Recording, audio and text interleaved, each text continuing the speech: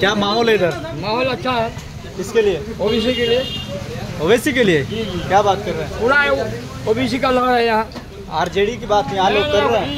यहाँ किसी का नहीं चलने वाला है। क्यों? हम लोग को धोखा दिया। किसने धोखा दिया? हम लोग को धोखा दिया। आरजेडी। किसने धोखा दे दिया? आरजेडी वालों ने धोखा दिया। क्या धोखा दिया? धोखा तो एमआईएम वालों ने दिया है। नहीं, सुनिए ना, धोखा इसलिए दिया है कि यहाँ हॉस्पिटल में कोई चीज का सुविधा नहीं है।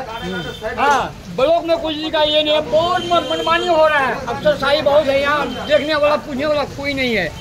जब ओबीसी साहब को कहता था कि ये विक्टिम है, तो वो साबित करके ये दिखा दिया कि हमको लालू का बेटा अपने पार्टी में ज्वाइन कर ले। हम कुछ भी करने के लिए तैयार है बिहार के लिए। बिहार के लिए तो कोई सोचता सब लूटने के चक्कर में। इसी जगह हम क्या बोल सकते हैं? और कुछ समझदार पब्लिक इंशाल्लाह लहर चलेगा ओबीसी। अच्छा, नौजवान को कहते थे कि नौजवान ओवैसी की तरफ है। आप तो एक बुरा भी है, बुरा नौजवान सब है।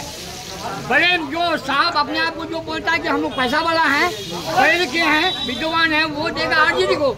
और गरीब जो मजदूर किसान है वो देगा ओबीसी। फाइनल हो गया है। क्या खास बात है? खास बात है बोलने के लिए। उसके अंदर जज्बाती है। करेगा तो किसी के लिए कुछ नहीं, और इसके अंदर जज्बाती है। वो आवाज उठा सकता है। 3 तलाक के मुद्दा में भी बोला, गुलगामा में ये हुआ, वहाँ भी बोला। ये लोग ना बोला तेजस्वी, ना बोला राहुल। क्या वो नहीं था कुछ? इसको क्या जरूरत था? वो बोल के दिखाया, साबुत कर दिया कि नहीं हम हैं, राहुल हैं, ताकि हमको यहाँ चुनो, आगे चल के हम काम कर सके। चार जो विधायक को जिताया, वो बीच में यहाँ का पब्लिक धोखा दे के वो लोग पैसा का लालच में चला गया आरजेडी में। इसीलिए गुस्साए हुए जो पब्लिक है वो फिर एमआईएम को लाना चाहता है यहाँ। 2020 में यहाँ से 5 विधायक निकले थे, तो इस बार 25 में कितनी सीटें निकल सकती है? यहाँ लगभग 20-25 सीट निकलेगा इंशाल्लाह। बड़ी बात आप कर रहे हैं। इंशाल्लाह हम कर रहे हैं। ऐसा क्यों लगता है? एकदम लगता है, लहर है काम करने का। उसके अंदर सब है। ईमान दीन की बात करता है, झूठा नहीं है। ओबीसी झूठा नहीं है। लोग कहता था झूठा है, लेकिन झूठा नहीं है। वादा का पक्का इंशाल्लाह जीतेगा तो यहाँ कुछ ना कुछ काम करके दिखाएगा। कमा के तो हम लोग को खाना ही है, कोई तो कमा के खिलाएगा नहीं। खुद हम लोग मजदूर आदमी, लेकिन वक्त में हम लोग का साथ है, ये बहुत बड़ा नियामत है हम लोग।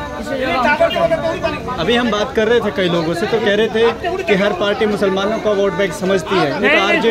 एक आरजेडी सबके लिए आवाज उठाती है। सुनिए, आरजेडी और राहुल कांग्रेस हम लोग को झोला पकड़ाया है, शुरू से वोट लेने का काम किया है, लेकिन मुसलमान को हिस्सेदारी हम लोग को नहीं मिला।